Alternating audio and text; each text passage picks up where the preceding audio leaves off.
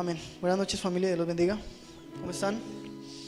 Espero que se encuentren todos muy bien. Ya se saludaron, ¿cierto? Ya se saludaron.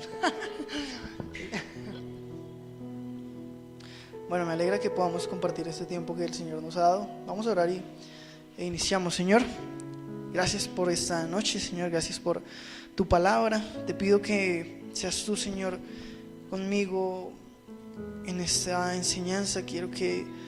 Anhelo, Señor, que todo lo que se pueda decir el día de hoy sea para nuestra edificación, como dice tus escrituras, Señor, que podamos reflexionar en ellas y que cada día, Señor, las vivamos en toda nuestra vida, Señor, en toda la integralidad de nuestro ser, Señor, se vea manifestada tu gracia, Señor, a través de nosotros, y que el fruto de tu Espíritu, Señor, lo podamos poner al servicio, Señor, de los demás. Gracias, Padre, y en tu nombre oramos, amén y amén. Bueno, familia, vamos a continuar con el Evangelio de Juan. Señor Arozuz, buenas noches, Dios lo bendiga. ¿Cómo me le va? Pero antes de empezar, no sé si alguna vez conté esto aquí en la iglesia, creo que sí, pero me acordé que hace unos años, en vísperas de los 15 de Luna, yo me fui con don Alex y bueno, la familia de Gaby a Madrid. Estábamos allí compartiendo un rato y teníamos que ir a Bogotá otra vez como sobre las 5 de la tarde. Ellos iban en camioneta y yo iba en la moto. Para ir hacia Madrid, de aquí a Madrid, pues cogieron por una ruta que yo conocía, pero cuando se devolvieron, esa ruta ya no la conocía y estaba lloviendo mucho. Entonces lo que tenía que hacer únicamente era seguir la camioneta. Era una camioneta que yo conocía pues desde hace mucho tiempo. Él siempre había tenido esa camioneta, una Captiva gris de placas RSK 534, que creo que era esa placa, 534 era la del Megane. O sea, ya se me olvidó, pero en ese momento me la sabía.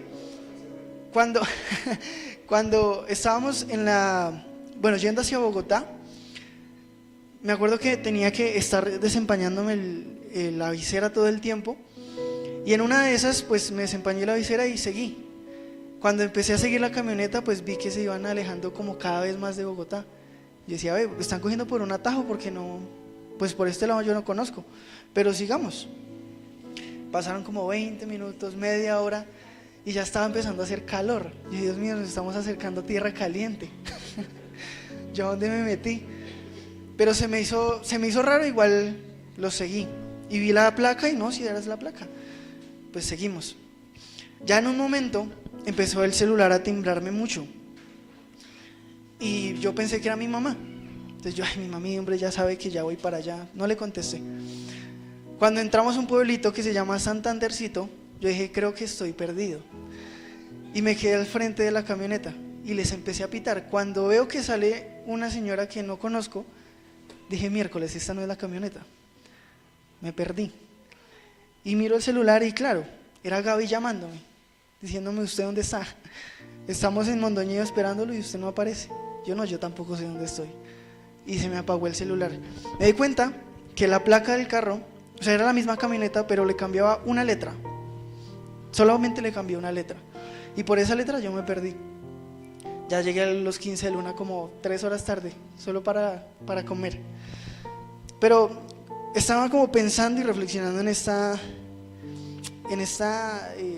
situación que me aconteció. Y es que el problema no es que me perdí. El problema fue que estuve convencido todo el tiempo de que iba por el camino correcto, de que estaba siguiendo a las personas correctas, de que yo sabía que esa era la camioneta y yo sabía que ellos me iban a pues guiar en mi destino. Estaba confiadísimo que realmente esa era la camioneta, pero bastó simplemente que se me nublara la vista por un momento, concentrarme en otra cosa para ya empezar a seguir algo que yo creía que estaba bien, y realmente pues me estaba llevando a casi que un bosque, porque me di cuenta que era un lugar peligroso cuando una viejita me dice, mijo, ¿usted es de acá? Y yo, no señora, que Dios me lo bendiga, mijo, y pilas por acá. Y yo, no, ¿de dónde me metí? Pero eso nos puede pasar en la vida a cada uno de nosotros. Podemos estar convencidos de que estamos haciendo lo correcto. Podemos estar convencidos que estamos siguiendo a Cristo, un modelo de Cristo, un modelo de divinidad, y realmente estamos destinados a perdernos entre la oscuridad y las tinieblas. Eso pasa mucho con nuestra vida espiritual, hermano. Hace falta solamente una pequeña distracción para dejar de poner los ojos en Cristo. No hace falta mucho como seres humanos. Cualquier medio de dificultad puede robarse nuestra atención por completo. Podemos centrar todo eso que se merece Cristo en algo que es efímero, que es pasajero. Y ahí es cuando realmente empezamos a perder el foco. Y el problema no es perder la vista, como les digo, de Cristo, sino empezar a seguir algo que realmente no es Cristo, que no es el Señor. Eso es lo que Juan en el Evangelio nos va a empezar a mostrar a partir de estos versículos que vamos a trabajar. Que a pesar de que nosotros estemos seguros de que estamos haciendo lo correcto, el Señor muchas veces permite que nuestra vista esté completamente nublada. Y que a pesar de que las cosas se vean muy fáciles para una tercera persona, cuando el Señor nubla el entendimiento, no hay manera de que nosotros podamos ver lo que es correcto. De hecho, eso le pasó a los mismos fariseos. Y eso es lo que vamos a estar viendo el día de hoy. Por eso quiero que vayan, por favor, al Evangelio de Juan, en el capítulo número 1, versículo del 6 al 13. Y vamos a ver lo que Juan tiene por decirnos el día de hoy. Bueno, la noche. Dice la palabra del Señor: vino al mundo un hombre enviado por Dios, cuyo nombre era Juan. Este vino como testigo para testificar de la luz, a fin de que todos creyeran por medio de él. No era él la luz, sino que vino para dar testimonio de la luz. Versículo 9. Existía la luz verdadera que al venir al mundo alumbra a todo hombre. Él estaba en el mundo y el mundo fue hecho por medio de él, y el mundo no lo conoció. A lo suyo vino y los suyos no lo recibieron. Pero a todos los que lo recibieron les dio el derecho de llegar a ser hijos de Dios. A los que creen en su nombre, que no nacieron de sangre, ni de voluntad de la carne, ni de la voluntad del hombre, sino de Dios. En este pasaje, por primera vez, vamos viendo en el Evangelio la misión de Juan el Bautista, ¿verdad? Y aunque no vamos a hablar mucho de él en esta enseñanza, porque más adelante en el versículo 19 se habla por completo del ministerio de Juan, es necesario que enfoquemos o que tengamos unos puntos muy claros antes de empezar. Porque no sé ustedes, pero yo antes de asistir a la iglesia ya conocía algo de Juan el Bautista, y creo que cada uno de nosotros en algún momento conoció acerca de él. De hecho, fue el primer profeta al que Dios levantó después del tiempo de Malaquías, y 700 años antes de que Juan empezara a aparecer, Dios ya lo había profetizado por medio de Isaías. Vea lo que dice Isaías capítulo 40, versículo del 3 al 5. Isaías 40, del 3 al 5. Dice la palabra: una voz clama, preparen en el desierto camino al Señor, allanen en la soledad calzada para nuestro Dios. Todo valle sea elevado y bájese todo monte y collado. Vuélvase llano el terreno escabroso, y lo abrupto vuélvase valle. Entonces será revelada la gloria del Señor, y toda carne le verá, pues la boca del Señor ha hablado. No sé si mencionan esto, pero el Señor ya había planificado la venida de el nacimiento de Juan el Bautista, porque formaba parte del plan maestro del Señor. Así como escogió a María en ese mismo tiempo más o menos, también había escogido a Juan, porque era necesario que Juan viniera. Y Juan vino por una sola razón: Juan vino para advertirles explícitamente a los israelitas: venga, arrepiéntanse, ha llegado el tiempo del Señor. De cierta manera lo que Juan estaba diciendo es: venga, ustedes están esperando a alguien, ¿cierto? Bueno, ese alguien ya va a llegar. Ese Mesías, ese Salvador de ustedes, ese que se profetizó por todo el Antiguo Testamento, ya va a llegar. Y el Señor fue tan misericordioso que lo hizo de muchas maneras. Juan fue completamente explícito al decir lo que el pueblo debía hacer ante ese anuncio de Juan. Estaba diciendo, vea lo que dice Juan capítulo 3 versículo 28. Decía Juan: yo no soy el Cristo, sino que yo he sido enviado delante de él. Es decir, primero iba Juan el Bautista. Y con esas palabras Juan estaba advirtiendo que ya estaba llegando Jesús. Y en Mateo capítulo 3 versículo 2 les dice: arrepiéntanse, porque el reino de los cielos se ha acercado. Yo sé que esto puede sonar reiterativo para nosotros, pero a pesar de lo reiterativo que sonó para nosotros, para ellos no fue tan reiterativo. De hecho, no lo entendieron, no lo escucharon, no lo identificaron, porque ese pueblo de Israel vivía en una profunda oscuridad espiritual. Ellos, a pesar de que les hablaban de manera muy clara, no entendían lo que Juan les estaba diciendo. De hecho, yo creo que veían a Juan como un loquito. No, otro más que profetiza algo que no va a pasar. No, este man denle limosna y que se vaya. Pero realmente, sabiendo ellos, conociendo la ley, conociendo las escrituras de Malaquías, porque ellos las sabían de memoria, no pudieron identificar que estaba cumpliéndose una profecía ante los ojos de ellos. Hermano, Isaías ya había hablado de esa oscuridad espiritual que iba a tener el pueblo de Israel. En Isaías 9:2 dice la palabra: el pueblo que anda en tinieblas ha visto una gran luz. A los que habitaban en tierra de sombra de muerte, la luz ha resplandecido sobre ellos. Y Pablo también lo decía: ellos tenían entenebrecido el entendimiento. Y uno podría pensar, hermano, que ellos eran ignorantes y por eso no reconocieron al Señor. Pero usted y yo sabemos que los fariseos eran los que más conocían de la palabra. Y el hecho de que conocían exactamente palabra por palabra la ley no los eximió de que no pudieran llevarla a cabo. Es decir, no les sirvió de nada conocer tanto. Fue todo tiempo perdido el que ellos invirtieron en estudiar la ley, en conocerla, porque al final de cuentas, en el momento que debían aplicarla, no lo hicieron. Fue precisamente a ellos los que se les entenebreció el entendimiento. Y yo no sé a ustedes, pero a mí eso me impacta profundamente,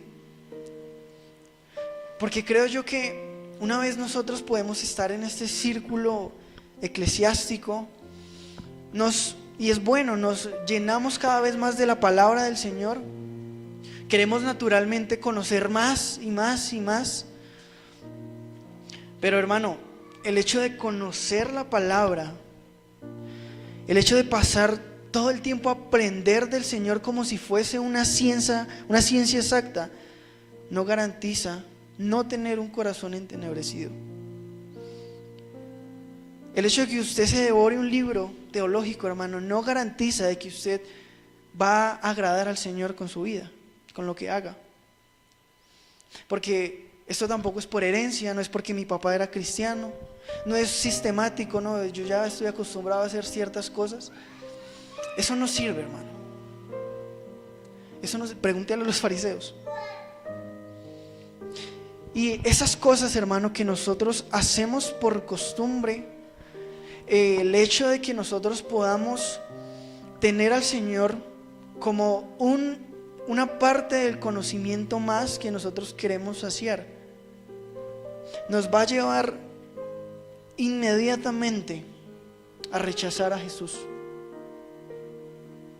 Si nosotros buscamos al Señor de una manera en la cual querramos simplemente entenderlo, simplemente conocer más para que otros me vean que conozco, yo voy a rechazar a Jesús inmediatamente.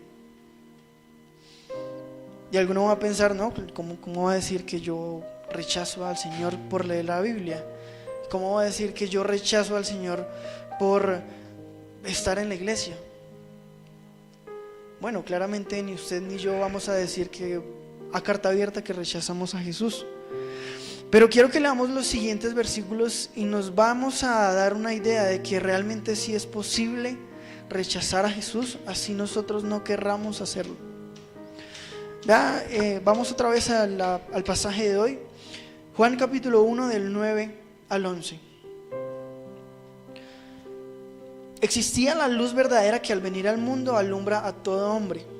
En el mundo estaba y el mundo fue hecho por medio de él, y el mundo no lo conoció. Es decir, el mundo que Jesús mismo creó, ese mundo no lo reconoció. Es como si su hijo algún día lo deja de reconocer. A lo suyo vino y a los suyos no lo recibieron.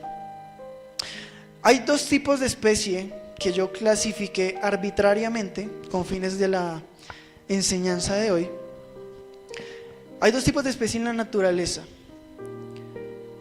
Hay unas que cuando empiezan a aparecer la luz se sienten atraídas por ella, y hay otras que por el contrario se empiezan a alejar cada vez más. Por ejemplo, un oso cuando está hibernando, ¿por qué está hibernando? Porque no hay luz, ¿no? Porque está frío, es el invierno, y ellos pasan un cierto periodo de tiempo escondidos, esperando que la luz salga. Y cuando la luz sale, ellos entienden ello como una señal para volver a salir. ¿Y esa luz qué hace con el oso? Lo reconforta, le vuelve a dar vitaminas, le vuelve a dar calidez. Es de completo beneficio esa luz para el oso. Pero ahora pensemos en un murciélago. El murciélago, ¿ustedes han visto murciélagos habitualmente de día? Habitualmente no se encuentran. ¿Cuándo empiezan a salir los murciélagos? De noche, porque son seres nocturnos. ¿Qué pasa cuando está amaneciendo? Los murciélagos, caso contrario al oso, se esconden de la luz.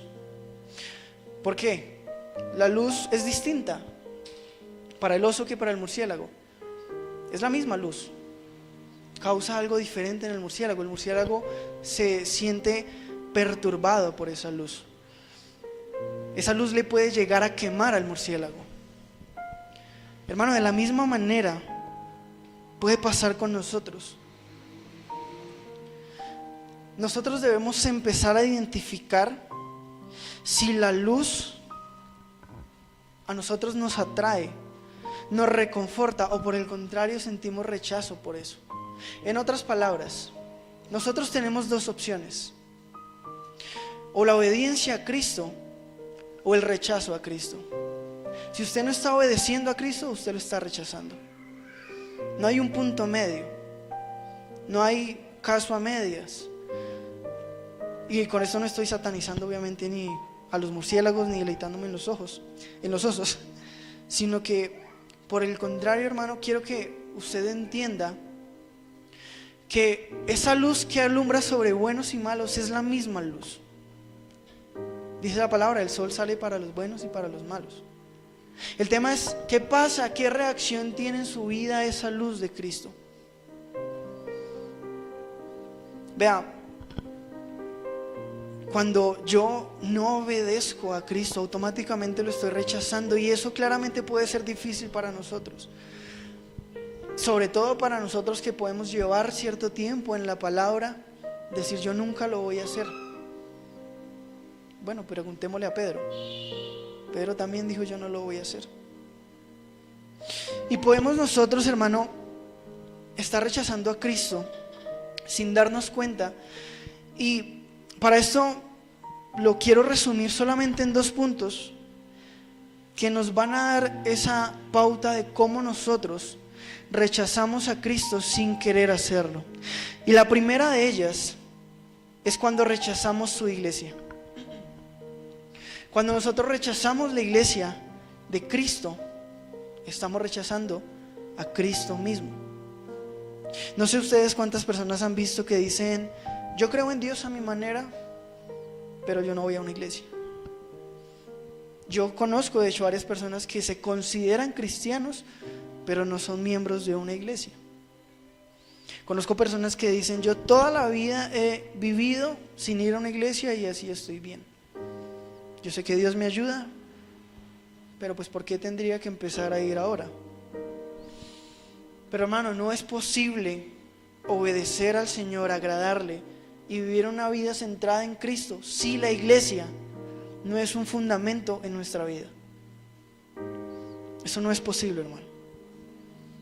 No es posible que nosotros podamos crecer en amor, podamos conocer verdaderamente al Señor si la iglesia no es la herramienta fundamental para eso.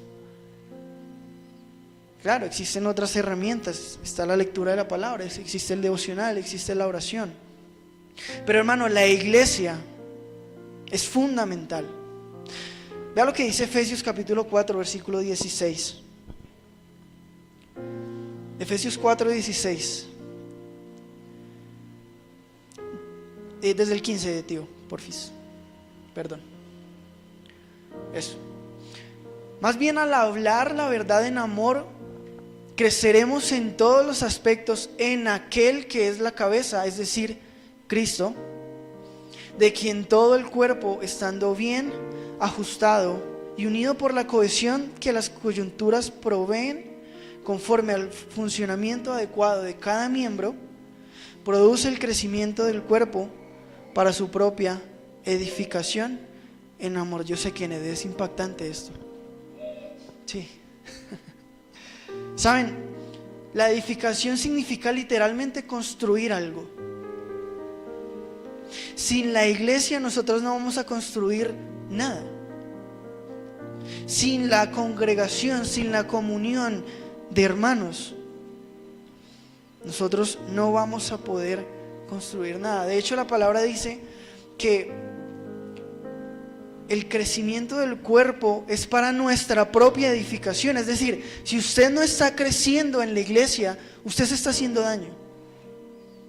Porque el crecimiento del cuerpo, dice, es para su propia edificación.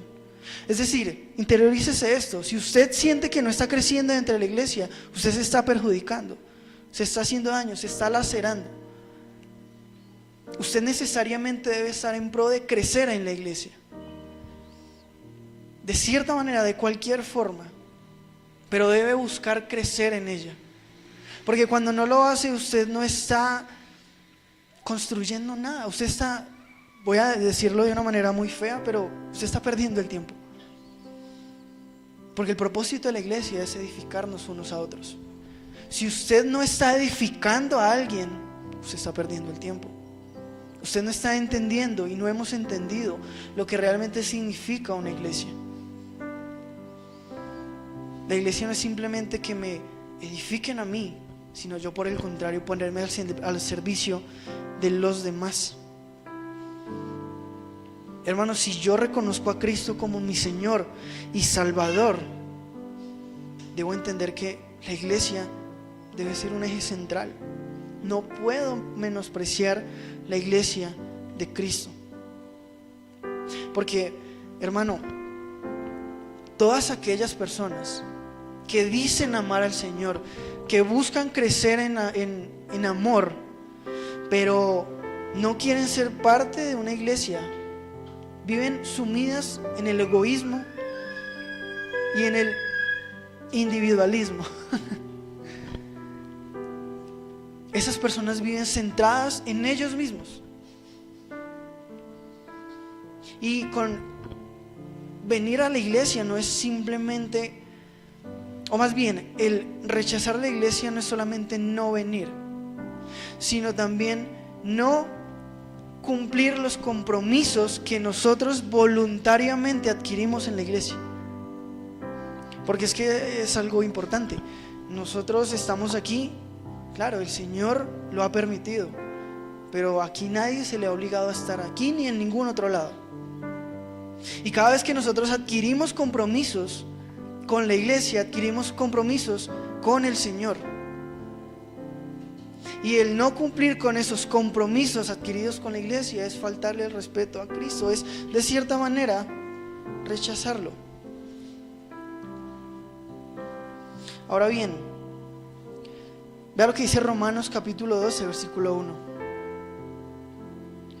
Esto de cómo servir al Señor. Por tanto, hermanos, les ruego por las misericordias de Dios que presenten sus cuerpos como sacrificio vivo y santo, aceptables a Dios, que es el culto racional de ustedes. Lo veíamos precisamente el discipulado el domingo. Hermano, esos compromisos que yo adquiero con la iglesia, que yo adquiero con Cristo, merecen que yo dé todo de mí, que no me ahorre ni una gota de sudor, que yo ponga al servicio de la iglesia del Señor cada gota de sudor, cada habilidad, cada talento, cada don que el Señor me dio. Hermano, ¿dónde más yo puedo poner todo mi cuerpo y todo mi ser al servicio del Señor si no es acá mismo? ¿En dónde más usted lo va a poder hacer? Para donar dinero hay muchas fundaciones. Para repartir comida hay muchas otras fundaciones. Y les garantizo que en muchas de ellas Cristo no es el centro. Entonces está bien que ustedes puedan ayudar a los demás, pero donde realmente se crece en amor es aquí. Pero hermano, si otras cosas siempre terminan ganando mi atención, mi tiempo, hermano, tampoco tengo tiempo para el Señor. Si yo no tengo tiempo para la iglesia, yo no tengo tiempo para Cristo. Es una simple regla de 3.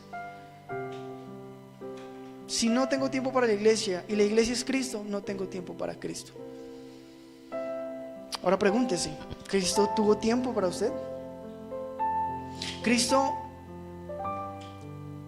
dilató el tiempo para entregarse por nosotros? Él dijo, no, más bien yo esto no lo voy a hacer. Hermano, rechazamos a Cristo cuando rechazamos su iglesia. Incluso dentro de la misma iglesia, nosotros también podemos estar rechazándolo. En el sentido de que, y hoy estaba escuchando una enseñanza de Charles Spurgeon, y él decía algo que era interesante, pero decía, venga, cuando usted va a la iglesia a escuchar una prédica y su atención no está en la prédica, usted está rechazando a Cristo. Porque usted, ¿cómo va a entender algo que no está escuchando? Usted cómo va a entender algo si su atención no está allí. Y así el paralelo, ¿no? Si alguien está en la universidad estudiando para un parcial, está estudiando para el parcial. Si no está estudiando para el parcial y está pensando en otra cosa, ¿cuál va a ser el resultado del parcial? Se lo va a tirar. De la misma manera pasa lo mismo acá. Si no estamos concentrados en lo que estamos y en lo que debemos estar, es mejor que no vengamos, decía el hombre esta mañana que lo escuché. Porque ese tiempo se puede utilizar para otra cosa. Porque finalmente, si usted está escuchando, su atención está allí.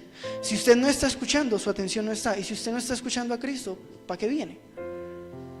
Y eso es una manera en la cual nosotros lo rechazamos, hermano, que se puede llegar a ver muy delicada, sí, pero creo que le hallaba sentido. Porque es como si alguien me estuviera hablando, si yo le estuviera hablando a Jasmine y Jasmine estuviera con audífonos y en el celular, por ejemplo. O estuviéramos sentados almorzando y yo le estuviera hablando a Jazz y ella se estuviera comiendo y no me responde.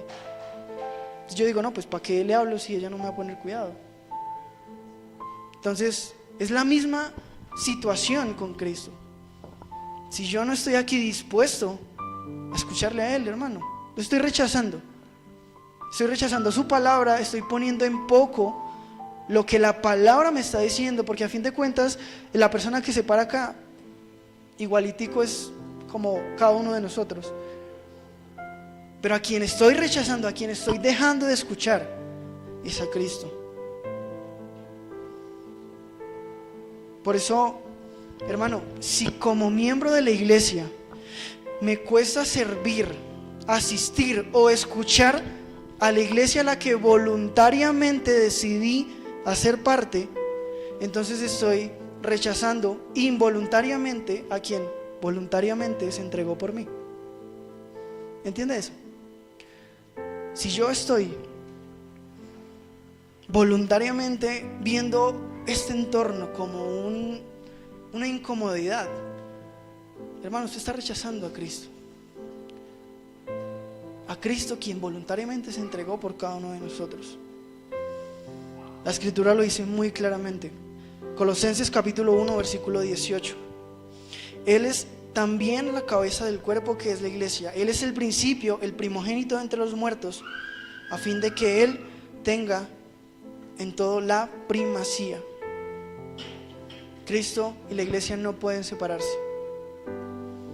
Cada vez que venga usted acá, no es que usted esté viniendo a la iglesia, esto no es la iglesia, esto es un edificio, nosotros somos la iglesia. Pero cada vez que usted esté reunidos en congregación, cada vez que estemos reunidos en congregación, usted está dispuesto a escuchar, a darle su tiempo, a servirle su tiempo, a dar su vida, no por el predicador, sino a Cristo. Tengamos eso muy en cuenta.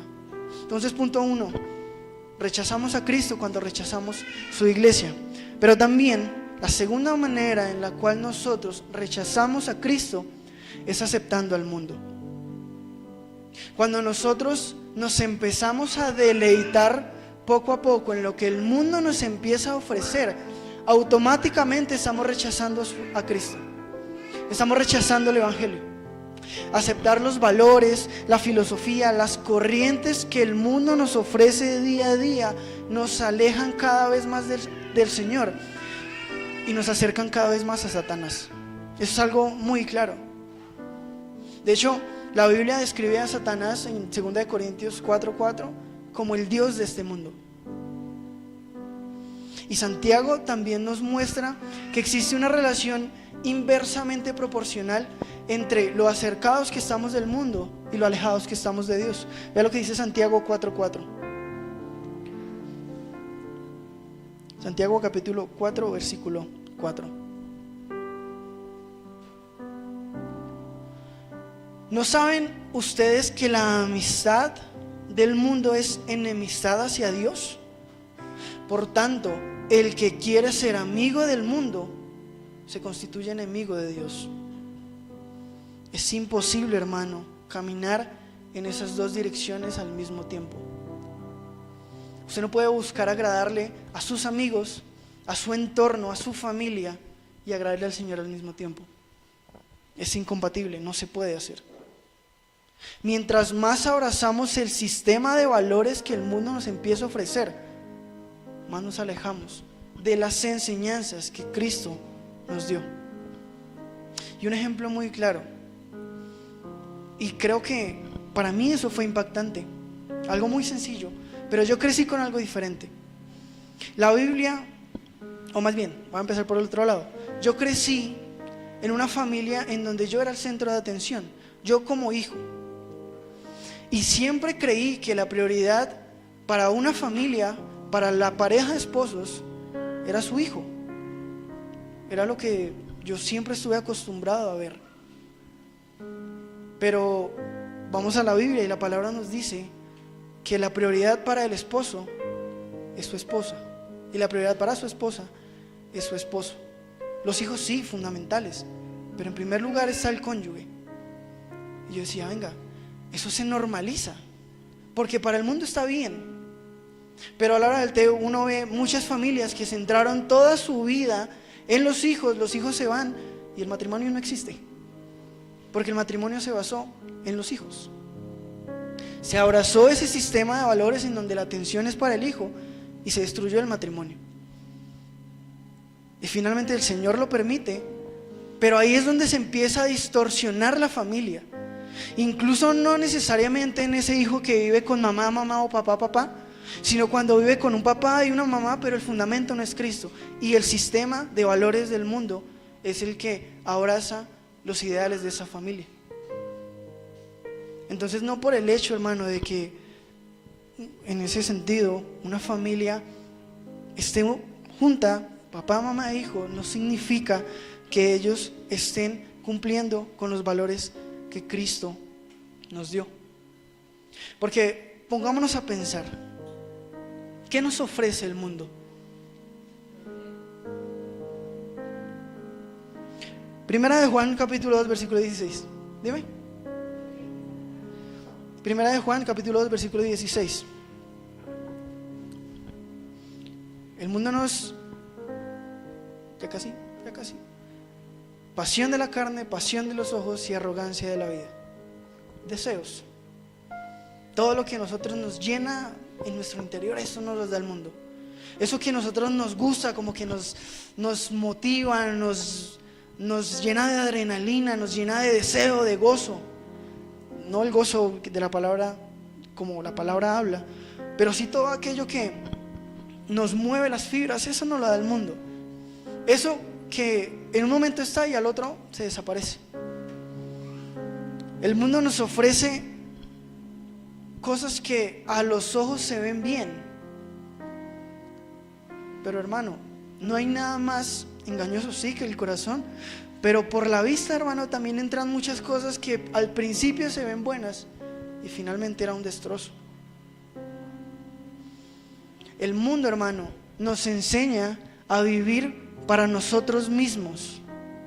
Y esto es algo que, a mi parecer, y aunque mi recorrido en la vida cristiana no es muy amplio, yo siento que hay un problema muy grande en nuestra generación, y es el exceso de amor propio. Creo que tenemos mucho amor propio, más del que deberíamos. Porque el amor propio nos empieza a llenar la cabeza de ideologías victimistas y que nos empieza a autoexaltar a nosotros. El exceso de amor propio me empieza a maquinar en mi mente el: debo pensar primero en mí, yo también importo, yo merezco un mejor trabajo, yo merezco más dinero, yo merezco una mejor comida, nadie está pensando en mí, estoy poniendo por encima a todo el mundo, ¿y dónde quedo yo? El mundo alimenta esa cultura. O esos podcasts que empiezan o que se ponen de moda, hermano, donde, por ejemplo, el que hace este señor Juan Pablo Raba, en donde los hombres están mostrando sus problemas. Yo pienso, hermano, yo creo que cada uno de nosotros puede ir allá a contar un problema y ponerse a llorar, porque es que esa situación que está pasando esa persona no lo hace diferente. Todos tenemos problemas, solo que la cultura empieza a victimizar a alguien por tener una cámara y ya. Y no está mal el motivo del podcast, ¿no? Yo creo que pues es alguien que está hablando. El problema es el sistema que se empieza a rodear alrededor de eso y a decir: no, es que mire cómo nos toca de duro, mire cómo los hombres se cargan por tantas cosas. Pues bíblicamente estamos llamados a eso. Hermano, el mundo todo el tiempo nos empieza a decir que la vida se centra alrededor de nosotros. Yo no sé, pero a mí me criaron de cierta manera bajo la filosofía de busque su felicidad y ya. Lo que usted lo haga feliz, eso hágalo. Pero hermano, si uno va a la palabra dice exactamente lo contrario. La palabra le está diciendo: usted va a sufrir, usted la va a pasar mal. Y muchos pastores pueden llegar a decir: no, es que yo me sacrifico por la iglesia. Bueno, ¿y qué pasa? Así como el pastor se sacrifica por la iglesia, el papá se sacrifica por la familia, y ninguno de los dos tiene mayor valor que el otro. Y asimismo la mujer se sacrifica por su hogar, los hijos se sacrifican en el estudio. Eso no nos hace especiales y diferentes. Hermano, la realidad es que sin importar las circunstancias que usted y yo estemos pasando, nosotros merecemos estar peor de lo que estamos hoy. Piense en cómo está usted ahorita. Piense en su peor momento. Piense en la dificultad más grande que usted ha pasado. O incluso piense cómo está hoy, en este preciso momento.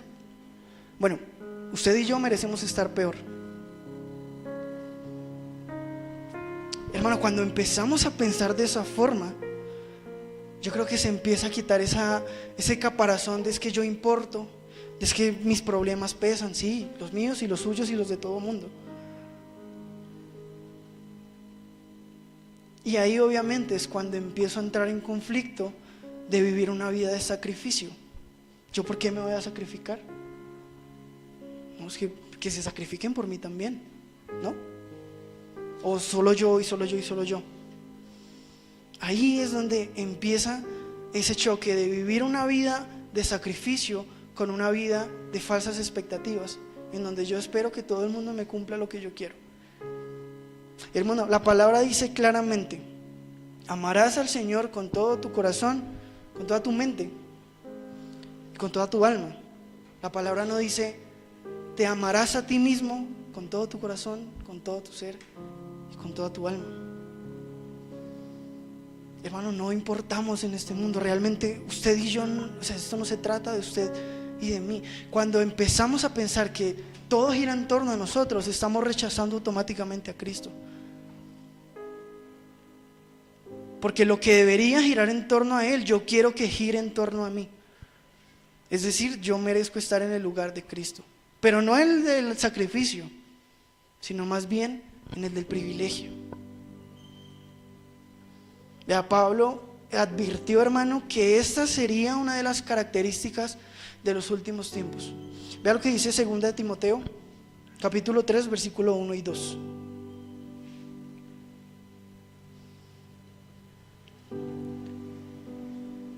Segunda de Timoteo 3, 1 y 2. Pero debes saber esto, que en los últimos días vendrán tiempos difíciles, porque los hombres serán amadores de sí mismos, ávaros, jactanciosos, soberbios, blasfemos, desobedientes a los padres, ingratos e irreverentes. Pero vea usted cuál es la primera característica que Pablo define allí: amadores de sí mismos. De ese amor desordenado empiezan a nacer los otros demás pecados. Porque la avaricia nace de ¿qué? Yo merezco más. La jactancia nace de ¿qué? Del mismo amor propio. Son blasfemos, ¿por qué? Porque mienten para salir bien parados. Son desobedientes porque creen que los padres no merecen que uno les halle la razón, porque uno cree que sabe más. Hermano, toda esa lista de pecados nacen del exceso de amor propio. Cristo nos dijo: ese amor que usted tiene para usted mismo, déselo a alguien más. Básicamente, entiéndase bien esto, Cristo nos dice: usted preocúpese por amar a los demás, que yo me preocupo por amarlo a usted. No quiere decir esto que Cristo no ame a los demás, no. Pero nuestra responsabilidad es: venga, usted preocúpese por el otro.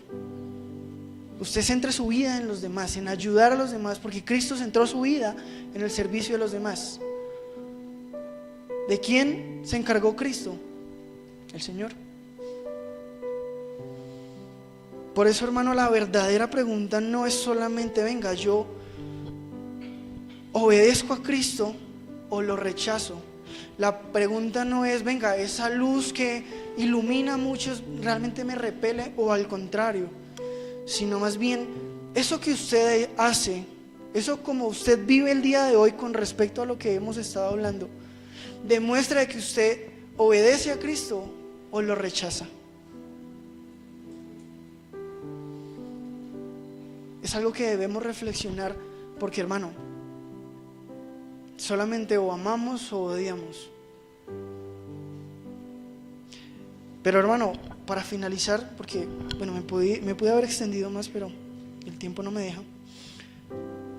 Vea lo que pasa, hermano, con los que realmente obedecen y aman al Señor. Juan capítulo 1, versículo 12 y 13 dice: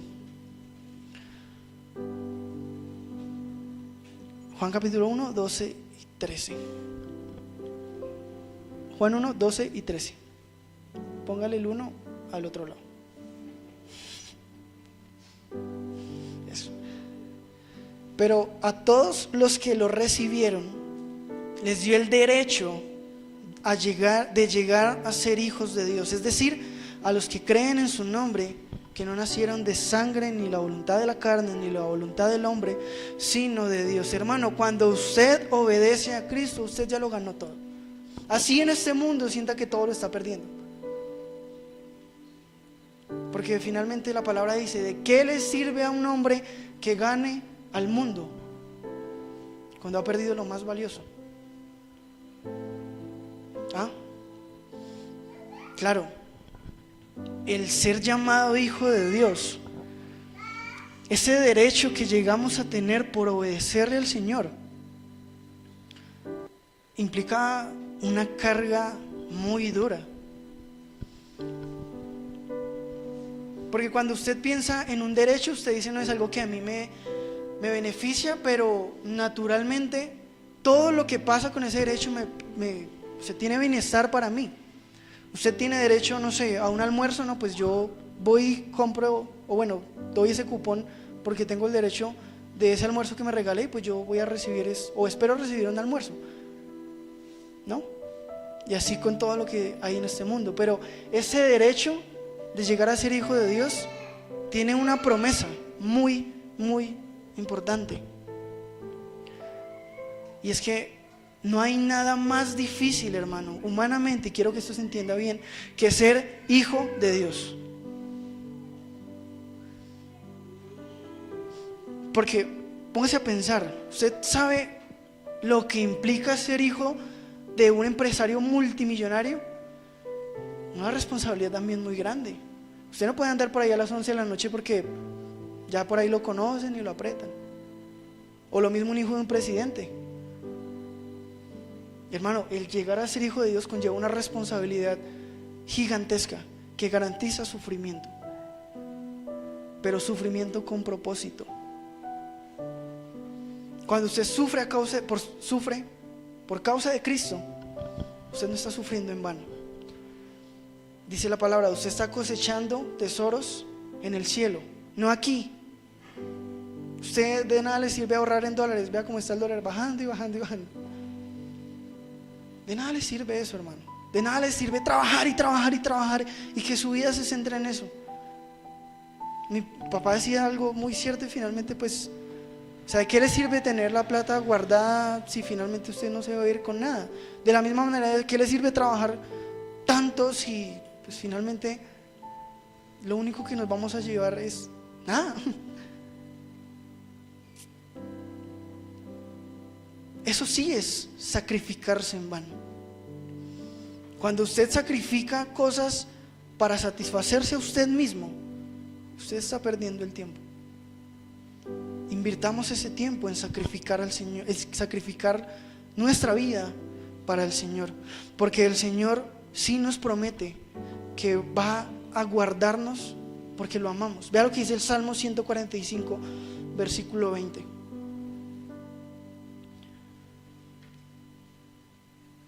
El Señor guarda a todos los que lo aman, pero a todos los impíos destruirá. Es muy claro. Si usted no obedece, si usted y yo no obedecemos al Señor, ese es el destino que nos corresponderá. Hermano, ningún placer de este mundo, ninguna riqueza, ningún reconocimiento, ninguna comodidad podrán compararse con una eternidad disfrutando de Cristo, disfrutando de su presencia. Pero esa eternidad no empieza una vez muramos. Esa eternidad empieza desde antes de la fundación del mundo. Es decir, esa eternidad conlleva lo que estamos haciendo hoy. Usted y yo somos santos y somos apartados por el Señor. Estamos viviendo como santos y apartados. Por eso la palabra nos recuerda claramente en Santiago capítulo 1 versículo 12 que todos aquellos que perseveren bajo la prueba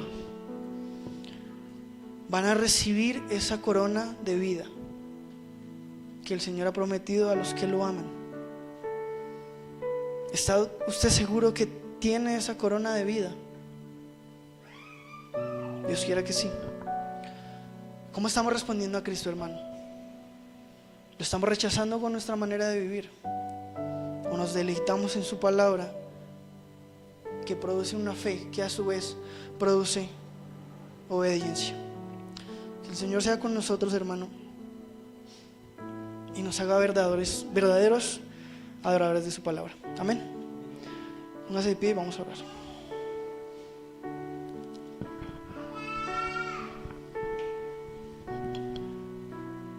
Padre Santo, en esta noche, Señor, quiero darte gracias por tu palabra, Señor. Gracias porque has hablado en nuestra vida, Señor. Gracias porque nos has llevado a la reflexión, Señor, de en dónde estamos, Señor.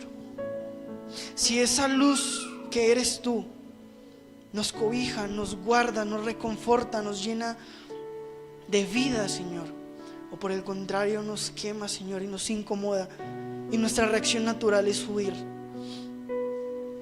Señor, yo te pido, Padre, que nos hagas hombres, Señor, mujeres, niños, que se deleiten en ti, Señor, que al contrario de rechazarte, te amen, Señor, y vivan una vida centrada en servicio sacrificial a tu obra, Señor, a tu iglesia, a tu pueblo, a tu congregación, a tus hijos, Señor, al prójimo. Porque, Señor, de nosotros te encargarás tú, Señor. Quítanos esa mentalidad, Señor, de buscar lo que nos llena a nosotros, sino por el contrario, Señor, haz de nosotros personas que busquen dar amor, dar misericordia, dar tiempo, dar dinero, dar experiencia, Señor, dar todo de nosotros. Porque tu palabra dice, Señor, que así se conocerán tus discípulos, Señor, quienes dan su vida, Señor, por sus amigos. Por eso oro, Señor, para que hagas de nosotros creyentes, maduros, enfocados en dar, Señor, generosamente en cualquier tipo de ámbito, sin esperar nada a cambio. Que, Señor, prevalezca la obediencia, Señor, a tu palabra en medio de la adversidad para recibir esa corona que tú nos has prometido, Señor, y que confiamos que nos la darás porque eres un Dios fiel que cumple, Señor, lo que dice desde el Antiguo, Señor, hasta el Nuevo Testamento, y nos deleitamos en ello, Señor. Gracias por cada familia, gracias por cada persona. Te pido que seas tú con nosotros, en el nombre de Jesús, amén y amén.